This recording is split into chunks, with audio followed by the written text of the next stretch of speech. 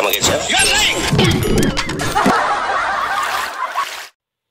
Katulad nung nakarang hearing, ang pag-uusapan po natin ngayon, ito yung sa Committee on Foreign Relations po, i-discuss natin ang clarification of the involvement and the roles of the ICC, the Interpol, and the various government agencies in the arrest of former President Rodrigo Roa Duterte, confirmation that measures were taken to ensure that the rights of the former president under domestic laws and relevant treaties were properly protected, and lastly, that such other matters that may aid the committee in crafting necessary legislation on the coordination between Philippine authorities and international tribunals and law enforcement organizations.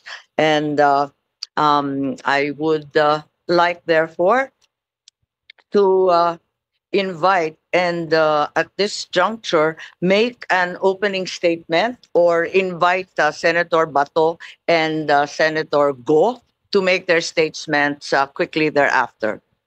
Ang akin lamang, ang katotohanan ay parang anino. Kahit saan ka tumakbo, palaging nasa likod mo. Ang katotohanan ay parang anino. Wala itong walang liwanag kung walang magpapaliwanag. Secrecy na ba? Hindi na transparency. Ang pag-iwas sa katotohanan ay parang utang na may interes. Habang hindi binabayaran, lalong lalaki ang atraso. Maari mong iwasan ang pagharap ngayon sa araw na ito, pero darating din ang araw ng paniningil. Natanggap ko ang email noong March 31, ang opisyal na liham sa tanggapan ng Executive Secretary Lucas Bersamin na nagsasaad na ang mga miyembro ng gabinete at iba pang mga opisyal ay hindi makikilahok sa Senate hearing ngayong araw. At ang sabi nila, sapat na raw ang sinagot nila noong March 20 at kumpleto at mahusay ang binahagi na impormasyon patungkol sa pagkakaaresto ng dating Pangulo. Nabanggit din sa liham ang executive privilege at binigyang diin yung sub judice rule dahil may 4 na petisyon umano kasalukuyan sa Supreme Court. Ngunit nalito ang inyong komite pagkat noong araw din ng March 31 at lumabas ng April 1, sinabi naman ni PCOU Sec. Claire Castro sa kanyang press briefing na hindi kailanman pipigilan ng Pangulo na pumunta ang mga cabinet member o secretary kung sila ay ating papatawag. Nag-April Fools nga ba sila? Nalito talaga kami. Biglang tugon sa sulat, bilang tugon sa sulat ng ating ES, una, ang kanyang tinukoy na comprehensive findings. This was the letter, this was mentioned in the letter, but my findings were very clearly preliminary findings, which is the reason for the second hearing. Marami pang mga tanong na nangangailangan ng sagot. At napakarami nating mamayan na nagpadala ng iba't ibang dokumento, impormasyon at ebidensya. That pagkakataon sana, ang hearing na ito para magpaliwanag ang ating mga cabinet members sa taong bayan. Sa usapin namin ng subjudice, alam natin at alam higit sa lahat ng ating dating Chief Justice na ang Korte Suprema na mismo ang nagsabi na hindi ito nalalabag kapag Senate inquiry in aid of legislation. Hindi ito saklaw ng karaniwang subjudice na nagbabawal isa publiko ang mga bagay na liniliti sa korte. Mahalaga ang legislative inquiry sa paghubog at pagpapatatag ng ating mga batas. Panguli, nirerespeto ko ang doktrina ng executive privilege.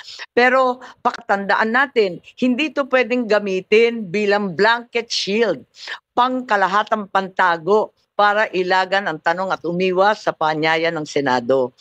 Itong landmark case na kabisado naman natin, Senate versus Ermita, nagtakda ng saklaw ng executive privilege. Nagsasaad na bagamat pwedeng gamitin ng ehekutibo ang pribilehyo niya na mga investigasyon ginagawa sa Congress, maaari rin mapasawalang bisa kung ang impormasyon hinihingi ay mahalaga sa tungkulin ng Kongreso sa paggawa ng batas o pagsagawa ng aming oversight function. May sikat na kasabihan, Hidden truths are unspoken lies. Ang katotohanang tinatago ay kasinungalingan din. At mukhang ganun ang nangyayari ngayon sa pagtatago ng katotohanan gamit ang executive privilege at sub judice, nagmimistula tuloy na may cover-up sa mga nangyayari. Ngayon, inaanyayahan ko si Senator Bato at si Senator Go na mag-preliminary statement din po. Thank you, Madam Chair. What we have right now in front of us are empty chairs. Itong ginawa ng mga opisyalis from the executive branch of government is a total snub to, as far as we're concerned. And ito'y tahasang pagbaliwala sa doktrina ng checks and balances ng ating gobyerno. Kung ayaw na mag-attend ng hearing, ibig sabihin, ayaw na nilang magpapacheck sa atin na co-equal branch of government. So what will happen to this? Pag tuluyang ganito ang mangyayari is, I think we are now on the verge of a constitutional crisis kapag tuluyan nilang isnab yung ating imbitasyon. Wala na mangyari. Wala na respetuhan ito sa isang kapwa co-equal branch of government. So, Madam Chair, I would like to move that we issue subpoena to these government officials to require their presence in the next hearing. Kung meron ka pang gaganaping hearing, dapat masubpoena ito sila para magkaalaman. Klaruhin natin ito. Follow up natin, Madam Chair, kasi alam mo, if this situation is left unchecked, ang mangyayari sa atin dito is hayaan na lang natin na meron tayong Philippine National Police na patuloy na nilalabag yung ating konstitusyon at ang ating mga batas. Hindi po maganda ito, Madam Chair. Kaya nag-exist yung Senado, in particular, yung buong Kongreso, para meron tayong checks and balances. Hindi po pwede yung executive branch of government, hahayaan na lang natin na gagawa sila ng mga hakbang na lapag sa ating konstitusyon. So we are here to check them. So kung hindi sila magpapacheck, isnab sila ng isnab sa atin, then magkakaroon tayo ng constitutional crisis dito, Madam Chair. Thank you, Sang-ayon po ako sa inyo at talagang hindi tama itong pangkalahatang sinasabi. Lahat na lang executive privilege, lahat na lang sub judice. Alam naman natin, hindi naman tayo lihis at alam naman natin na napaklaro ng Nery versus Senate, yung Ermita case, kaliwaliwanag na kinakailangan na talagang malapit sa Pangulo, ang impormasyon hindi makukuha sa iba, hindi naman ito magiging panganib para sa lipunan, kaya't paano po ito naging executive privilege, alam na po natin yan at hindi naman tayo nakikialam dun sa bagay-bagay na sinaloob ng mga kaso at asunto sa Korte Suprema. Kaya ang palagay ko, dadami po ang sampina na hihilingin natin sa ating Senate President, marami na po kasi kung dadalawa lang yung na-absent dati, pagkarami-raming absent, nakikita natin tayo-tayo lang narito. Kaya nalulungkot po kami. Magandang umaga po, Madam Chair, Senator Bato de la Rosa, and to the resource persons present in this meeting. Parang wala namang resource persons present dyan. Wala akong nakikita. Si Attorney Medina lang po, yung dating resource natin, at narito rin yung dalawang abogado ng SEC. Yun lang po. Napakalungkot naman po.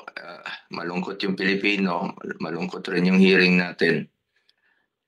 Sa nakaraang pagdinig ng committee ito, marami tayong naisiwalat na maaring pagkakamali o paglabag sa batas. due process at karapatang pantao na isinagawang pag-aresto kay dating Pangulong Rodrigo Duterte. The preliminary report of the chairperson underscored a crucial point. The Philippine government was under no legal obligation to arrest the former president and surrender him to an international court. It was revealed that what was received was merely a diffusion notice, which was unverified and unapproved by the International Criminal Police Organization, Interpol Secretariat. The government has repeatedly stated that the International Criminal Court has no jurisdiction in our country. Parating paulit-ulit yan. At hanggang ngayon, yan naman po ang pinag-usapan na wala pong jurisdiction. Kung walang jurisdiction ng ICC, bakit pinayagang pumasok ang Interpol? Kung hindi kinikilala ng gobyerno ng ICC, bakit nila binigyan ng pansin ng arrest warrant mula sa ICC? At it was very fast. Napakabilis po ng pangyayari. I'm sure, kindly check nyo rin po sana. Baka maraming may mga red notice dyan na hindi naman minadali. Hindi naman hinanap. Pero ito, ang bilis po. Mas inuna nyo pang isinuko si dating Pangulong Duterte kesa sa matagal na sigurong nandyan sa listahan. Come again, sir?